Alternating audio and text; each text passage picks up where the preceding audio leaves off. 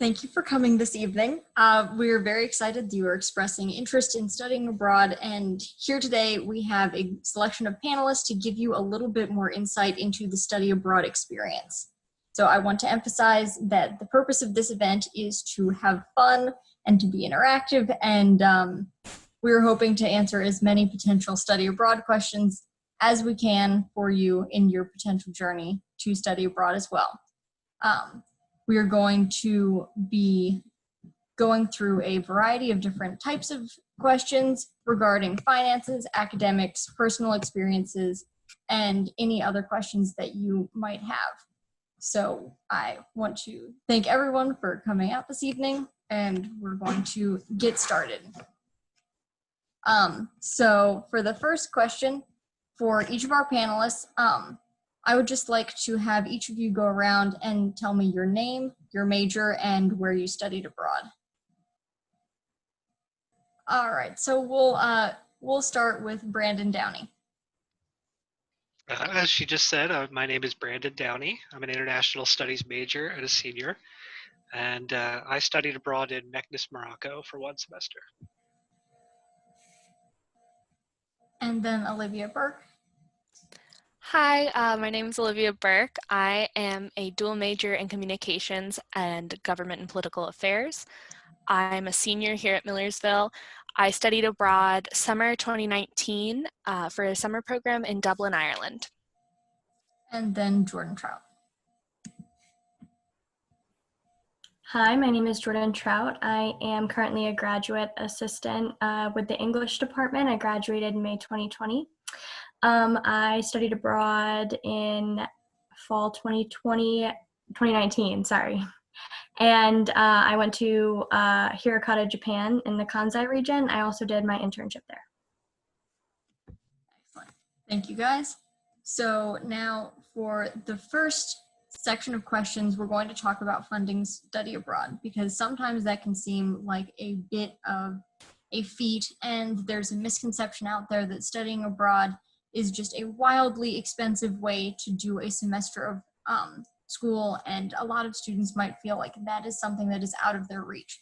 So could you guys begin to talk a little bit about how you were able to study abroad financially?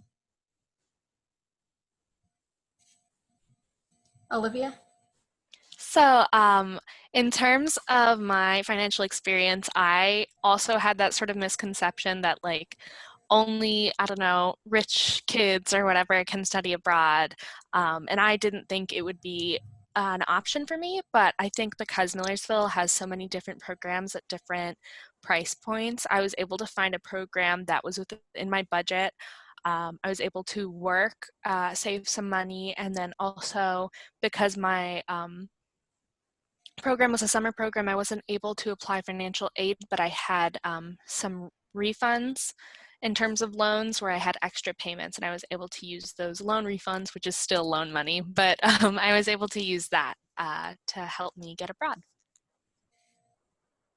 Jordan? I also was concerned about how I would be able to afford study abroad, but the way that it ended up working out for me was that it was basically equivalent to Millersville tuition. I also got a reimbursement because housing in Japan was a bit cheaper. I stayed with a host family, so it was a bit more expensive than if I had stayed in the dorms, but I still got a refund while I was abroad because, you know, the payment to Millersville through Japan as a partner school. So I paid basically for a student to take my place, and that student paid for me to take their place. So I got a pretty substantial refund for my housing expenses. Also, I found that through, you know, my departments, especially the honors college, I was able to get a substantial amount of grants that like non-study abroad students aren't usually qualified for. So I don't usually qualify for a lot of financial aid or grants. But because I was studying abroad, that opened a lot more opportunities for me to apply for scholarships and that sort of thing. So I probably got close to $5,000 or $6,000 in grants and scholarships, which ended up making my semester a little bit cheaper. So it was actually cheaper for me to study abroad for a semester than it would have been to stay at Millersville.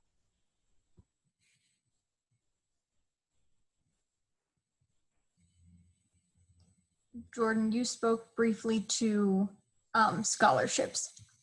Did any of the panelists here apply and or receive any scholarships that were instrumental in you being able to study abroad? I see Olivia. Yeah, so I was able to apply for a program-specific scholarship. I went with the Mosaic program, so there was the Jim Harf scholarship, and I got that, and that really helped me in terms of going abroad. Jordan?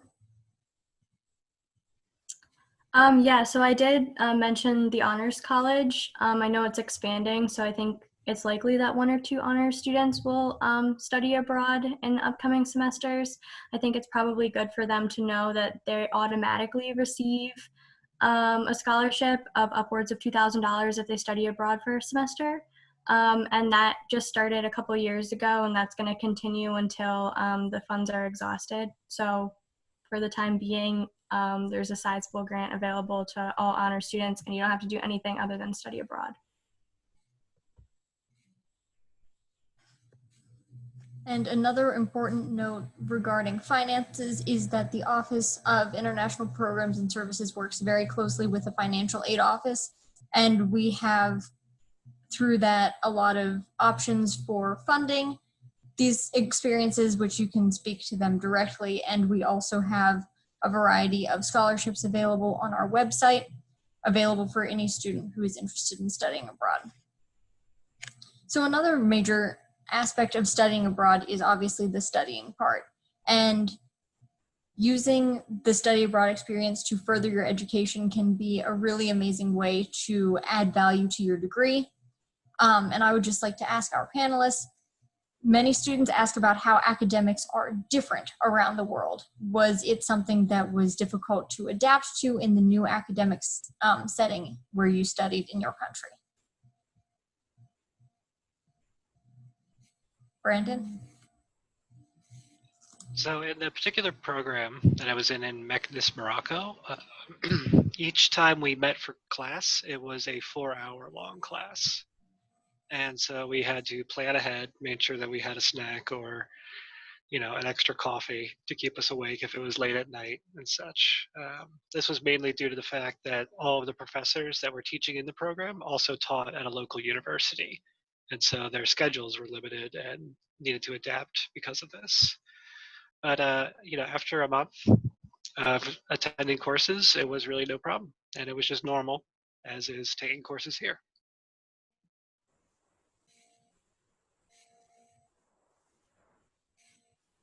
Jordan?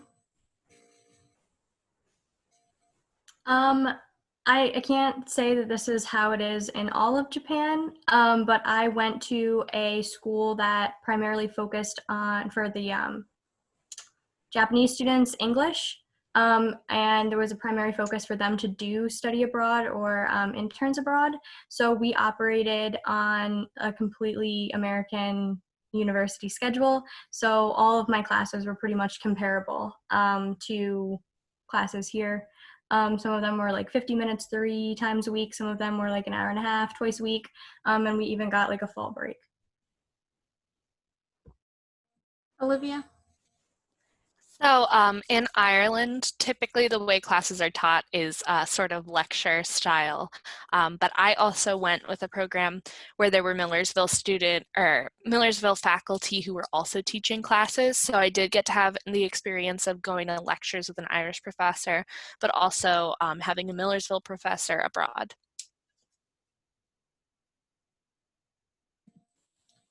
Excellent. And some students can worry that studying abroad may put them back academically and will affect their ability to graduate on time or affect their trajectory of their degree. Was there anything you guys can speak to that? Jordan? Yeah, so that actually was me. I ended up graduating in 3 years, and because I had come in almost completely done my general education just through like dual enrollment and AP in high school, I was pretty confident that I wasn't going to be able to study abroad. And that's where I would really recommend students work with their department So for me, with English and anthropology, they were more than willing to make exceptions on my degree audit so that I could study abroad. And what ended up happening was I went over there, I took all the classes that I wanted, and then when we came back, they had me pick and choose the classes that I wasn't interested in taking at Millersville. And then we did override so that they counted, because I think the general consensus was doing a semester abroad is academically valuable. And they were willing to sort of overlook certain aspects of my degree in the United States to make sure that that happened. And I think that generally many departments would probably feel the same way, especially in the humanities. So I would encourage students to just talk to their advisors and their chairs, because I do think that generally Millersville faculty would rather you do a study abroad than feel like it'll set you back or you just won't be able to do it at all. Olivia? Yeah, so I came in similar to Jordan, where I had AP credits, and so I was a little concerned about like getting credits other places. But actually, the my time that I spent studying abroad, I did in the summer. So I think that's a great option for somebody who maybe they need a full course load in their semester, and then a summer or winter program can be really useful to supplement stuff like that. But with my summer credits that I took, I'm actually, along with my APs and another summer course I took, able to graduate a year earlier. So it definitely did not put me back any way, shape, or form.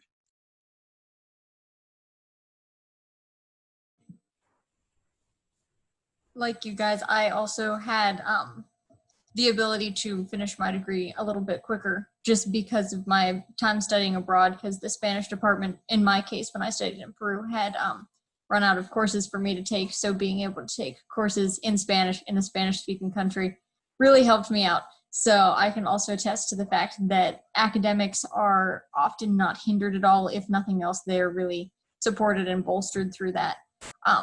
So it's very exciting that we can tap into the resources that other countries have. And one thing that the office does like to stress is that the earlier you start planning studying abroad, the better.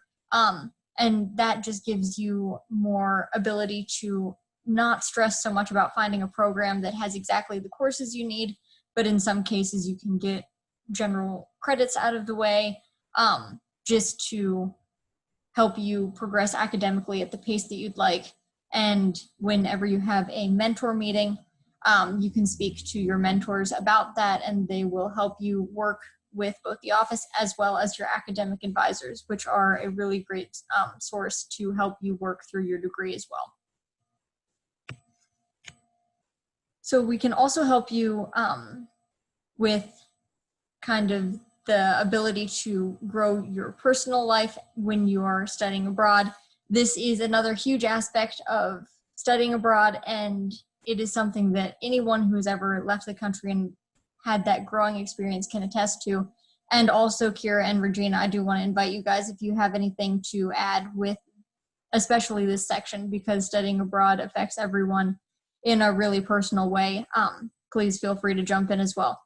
So the first question that I have regarding just the personal growth and experience is one thing that students can maybe be a little bit scared of is going into a situation where you are kind of worried, alone, scared, homesick, and just kind of how to deal with a lot of those unfamiliar feelings, but also having that compounded with the fact that you are so far away from home. So were there any experiences that you guys had that you'd like to speak to? Olivia, go ahead. Yeah, so I love my family, and I was missing them when I was abroad, especially sometimes you think about stuff going on at home and you miss that. But I think one of the best things about studying abroad in this day and age is that I had, you have FaceTime, or I was using a Google service similar to FaceTime that you can call your family, call friends at home, talk to them through that, and it's almost like you're home still. And so using that was really useful. The one thing with that is the time difference. So you got to schedule that out if you're going somewhere that has a different time zone. But yeah, I think working through that and realizing that this opportunity is something that you want to do and not getting overwhelmed by the anxiety, having access to my family was really useful. Brandon, I saw you had your hand up. So yeah, there were times when I was worried and lonely while I was over there in Morocco. About 5 minutes away from where I lived, my apartment building was, a dangerous neighborhood, and the other participants in my program were all almost about 10 years younger than me. So I spent most of my time by myself while I was over there.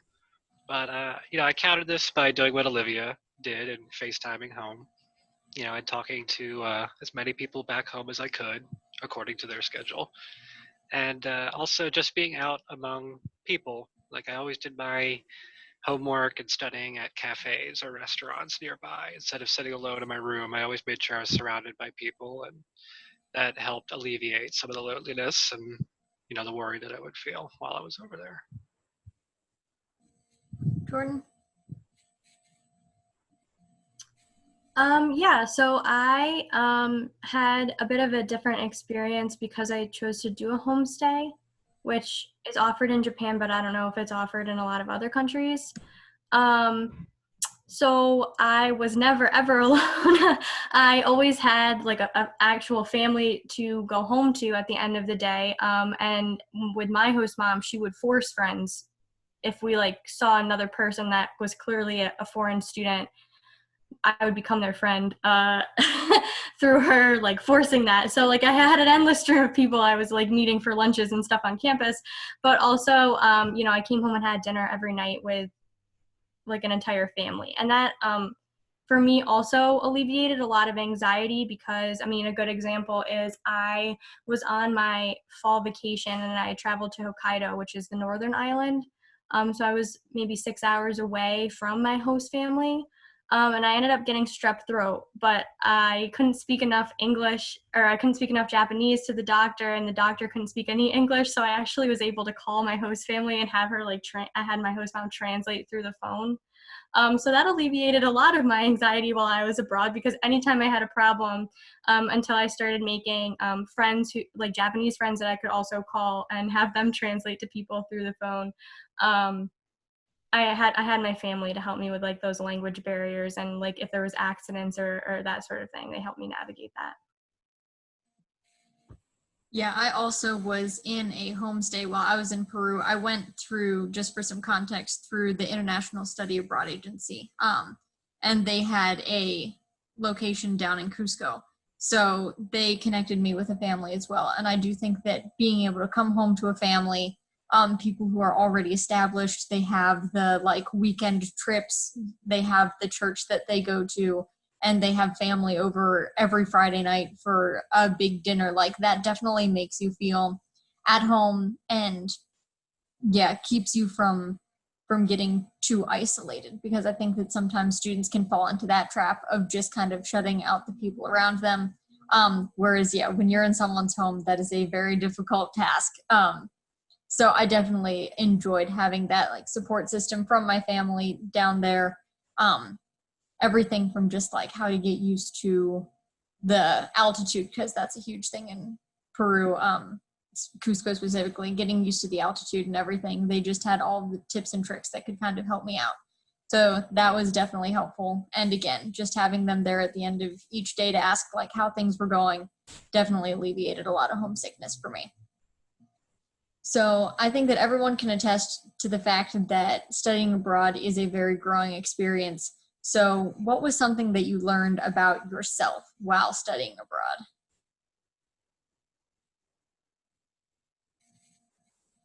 Olivia, go ahead. I guess I just learned that I can be a little more independent than I think I can. Sometimes when you put yourself out of your comfort zone, you can be intimidated that you can't handle it. But I was able to be really flexible, really independent in terms of studying abroad. Yeah. Jordan, go ahead. For me, so I had done a little bit of solo traveling throughout high school. And I actually learned that I wanted to come home. And that isn't something that I had thought. My mom sent me away and she said, I don't feel like you're ever going to come back from the study abroad, and that makes us really nervous. But about 4 months in, I was like, you know what? Actually, I miss Millersville. I miss the United States. I'm going to come home and I'm going to stay home. I'm just going to do vacations from now on. I would say that for me too, my family was very nervous that I would not be booking a return ticket. And like Jordan, I think that I grew in appreciation for what we have in the United States. I remember I was in the Dallas-Fort Worth airport and there was just potable water, there were bathrooms, and there were electrical outlets. And I audibly said, I love this country.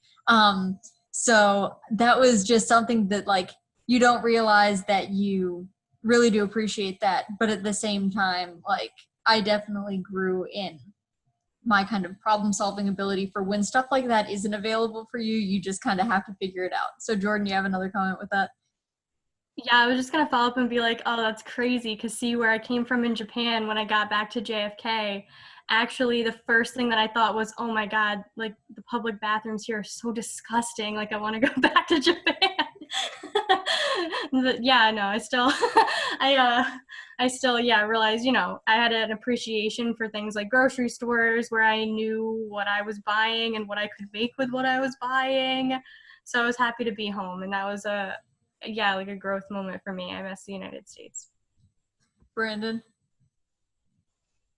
Yeah, while I was over there, I learned that I am not as adaptable as I believed myself to be before I left. With Morocco being such a foreign culture, I felt myself needing to take trips up into Europe on the odd weekend just to sort of get myself back into the Western world and experience some familiarity before I went back to Morocco and continued studying. So it wasn't, I don't know if it's a positive or negative thing, but it is something I learned about myself while I was abroad. All right. And would you guys recommend studying abroad to someone who is unsure of whether or not that would be a good idea for them, or whether or not they're just like not quite sure if that would be something that would be valuable for them? Olivia? I mean, I'm a peer mentor for the program, obviously, so my best advice for someone who is interested but not quite sure is coming to our office and coming to meet with someone here, because I think something unique to our office is that we offer like really one-on-one attention to every student who wants to go abroad, and we try and help you think through stuff that we've been talking about tonight, like your personal, professional, and academic goals.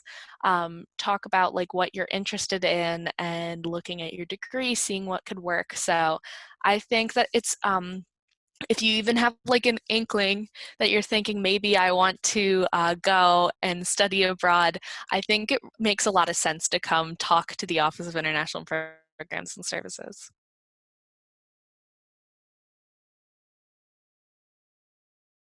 Brandon, go ahead. I would definitely recommend everybody study abroad while they're in college. Just for one, the difficulty of going and living abroad for 3 months to a year while you're paying off your student loans and working a full-time job is going to be a lot more difficult than taking a semester to study abroad. And two, I believe being unsure about whether or not you want to study abroad is a very good reason to study abroad, to learn about yourself, whether you want to stick with what you're familiar or continue to explore what it is that you're not too familiar with. You know? And Jordan? Yeah, I definitely agree that I can't foresee a person who wouldn't in some way benefit from a study abroad experience, whether or not they would say, oh, I would go back and do it again. But I think that it is really what you put into it. So if you get over to the country that you're in and you realize that you're not interested in being as social, then you don't have to be, and you can radically change your experience that way. And if you get over there and you feel lonely and you feel isolated, you are at a university, and most likely, I guess, there may be other study abroad experiences where you're not at a university, but there are going to be support systems there to help you over there, just like there are over here. So you can put yourself out there more, and there are resources that you can use there to change your experience in a different way. So I think that if the fear is that you won't like it, I think all the panelists can assure you that there are resources available for you to put in some effort and change how your experience is, so ultimately it's not a bad experience. Yeah, and I think that, Jordan, you said a really, really valuable thing is just that it is a personal commitment to forming your experience and to make that into something that you want it to be. There's definitely a lot of onus on the person who's there. You need to take the steps that you need to in order to shape your experience and control the things that you can control. And one of the things that you can control is the type of program that you go into, because the office does offer a variety of programs that range from short-term programs if a student is worried about being away from home for a long time. There's programs where you go, like Olivia did with an organization, or even in the case of having ones that have Millersville professors around there that can keep things more familiar, or whatever a student needs to feel comfortable. Or there is the more independent options where you're living in an apartment or at a dorm or with a family, and that's for a longer period of time, and you can do that for either a semester or a year. There's just a really endless amount of things that you can do to tailor make that program to be exactly what you need it to be. There are even professional options like having internships or student teaching or social work all abroad. So each one of those could be a really fantastic opportunity for any student who would be interested in studying abroad. So they need to know that there are a variety of different things that they can do to make that program what they need it to be. So one of our last questions then is, has your study abroad experience helped you at all professionally yet? I know that, Jordan, you have since graduated with your bachelor's, whereas Brandon and Olivia, you haven't graduated quite yet, but have you seen any effects for that so far? Brandon, go ahead. Or Jordan. Yeah, well, I mean, just in finishing my bachelor's, it was huge because I was a dual major and looking to graduate in 3 years. And if I didn't study abroad, I would not have been able to do that. And then professionally, so I wanted, with the pandemic, everything shut down, and my field definitely stopped hiring. So I was kind of hoping to come back to grad school at Millersville. But I definitely couldn't afford to do that on my own. So I applied for an assistantship. And I think that what really set me apart and made me more competitive for the English department to hire me back was doing the study abroad experiences, because I definitely think not just at Millersville or in a graduate assistantships, also professionally across multiple fields. I think there's a big push for having better perspective and for being able to work with people who maybe think differently from you, look differently from you, that sort of thing. And being able to say that you did a study abroad experience, not even being able to say it, like when you do a study abroad experience, you are going to be working with people from another country who think and feel and act differently. So I think that really does open you up to working with other people here in the United States better. And I think that definitely makes you more competitive in any field that you go into, being able to say that you've had diverse experiences and you are very open to working with all types of people.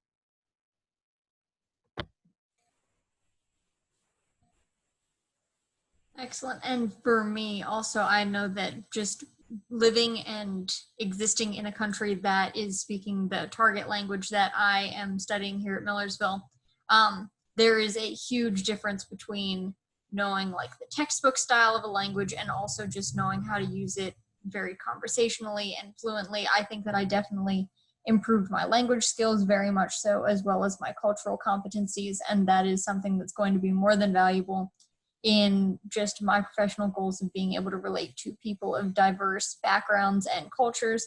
So that is definitely a huge, huge benefit that I am so grateful for, in just the ability to learn how to work with people of different cultural backgrounds, which has been helping me at one of the places that I'm working now, is just an understanding and an empathy towards different ways of doing life.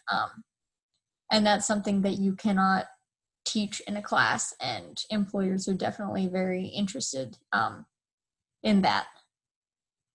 And just the last question that I have here for our panelists is, what is the number one piece of advice that you would give to someone who is considering going abroad?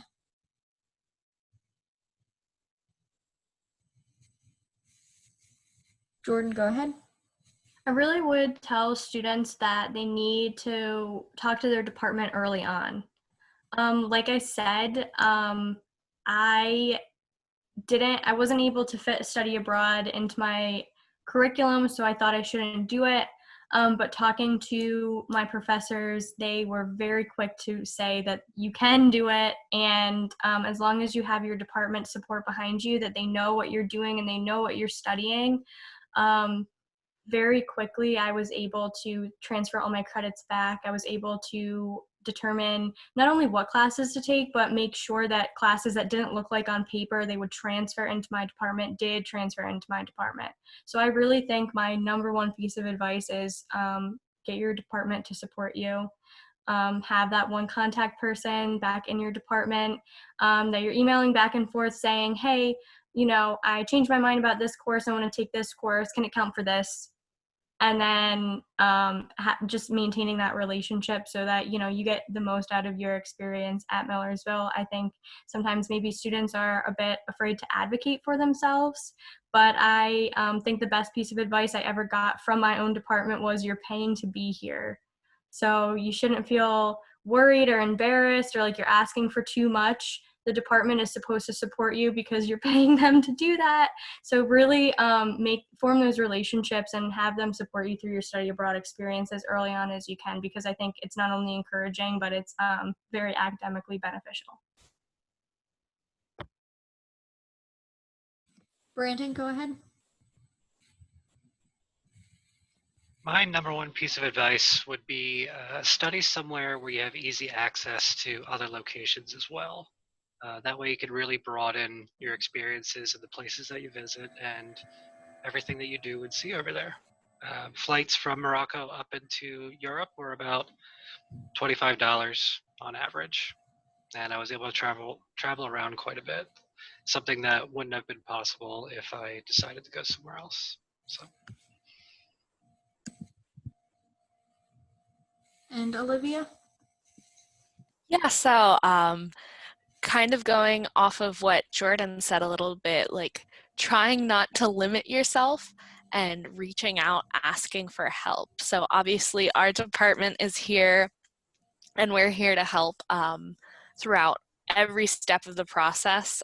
So I think it's really useful to, like Jordan said, advocate for yourself, but also in advocating for yourself, asking for assistance if you need it. From us, we're here to help, from your advisors, academically, and from financial aid. And personally, for my advice to anyone who would like to study abroad is just make connections while you're there.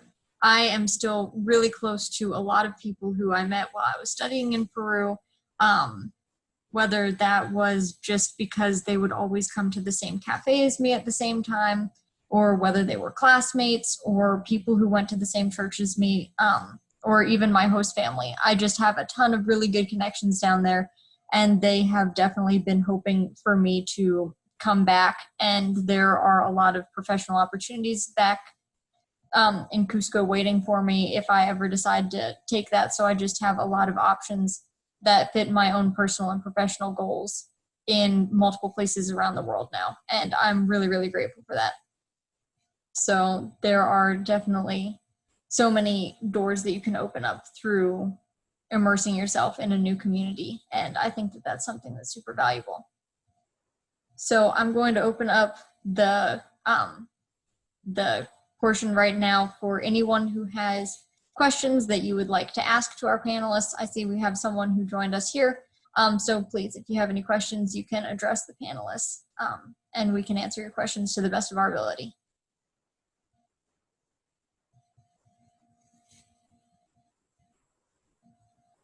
Or also if anyone has any comments, go ahead. Yeah, so I was wondering if FAFSA can be applied towards the bill overall, the tuition. Yeah, we had a financial portion of this earlier. We work really closely with the Office of Financial Aid, and they will work with each student individually with how they can begin to fund their study abroad experience. And that also can include any scholarships that we can offer either through the office at our website, which is Millersville's Office of International Programs and Services, or through other departments in the university. So there are definitely ways to fund study abroad through one aspect or another. And if any of our other panelists would like to comment to that, Olivia, did you have a comment with that? Yeah, just going off of that, speaking with the Office of Financial Aid, on our website, we have a little subsection under financial aid where we have some questions that you can actually bring to the Office of Financial Aid to discuss funding studying abroad. Okay, that's all.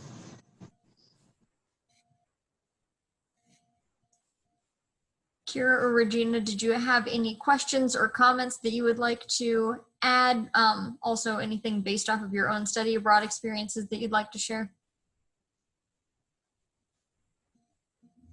Yeah, in terms of finances, like I went to France, and as I'm a French major, and I kind of just wanted to go somewhere that spoke French, and I was really happy with my decision. But another thing that really pushed me to pick that exchange program was that I paid the exact same price that I would pay for tuition and room and board at Millersville, so that was just another benefit from it. I have a comment of like really using and becoming comfortable with your peer mentor. Ask them as many questions, even if it's like, oh, I'm feeling a little bit nervous about this, or could we review this or that? I think that's why we are here for.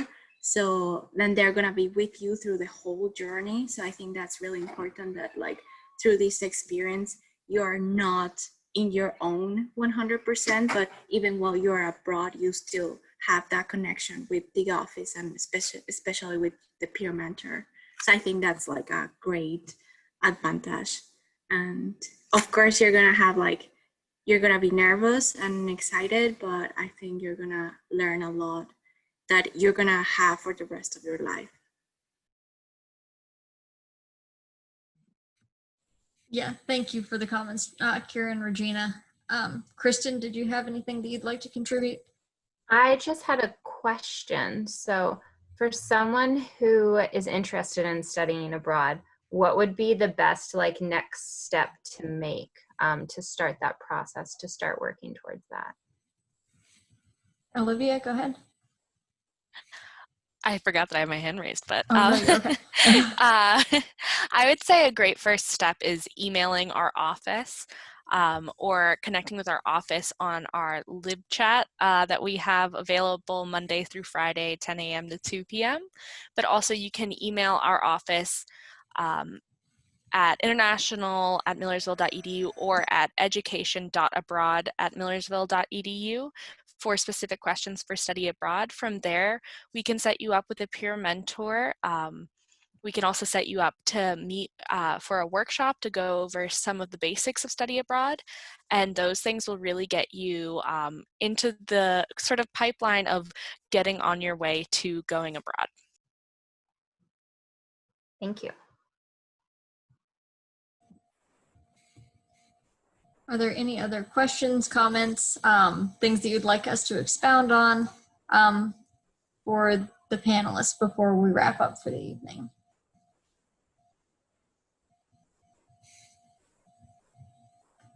All right, it looks like we're good then. So thank you everyone who has stopped in tonight.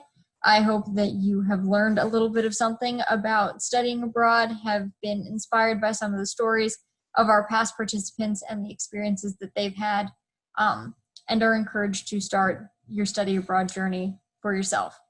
So thank you everyone for attending the meeting.